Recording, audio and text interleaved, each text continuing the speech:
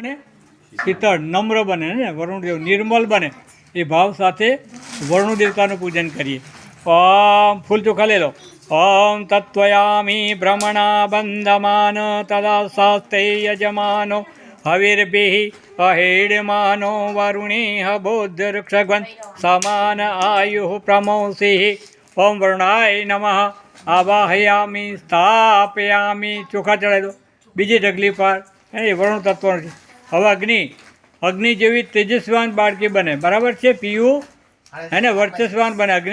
અગ્નિ જેવું જ્યોતિ પ્રકાશ ફેલાવો એ ભાવના સાથે અગ્નિ તત્વનું પૂજન કરી. ઓમ ફરી ફૂલ ચોખા લઈ લો.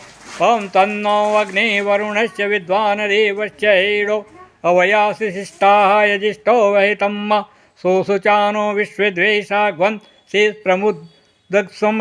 ઓમ અગ્નિ નમઃ આવાહયામી સ્થાપયામી પૂજ્યામી ધ્યાયામી તતો નમસ્કારમ કરોમી.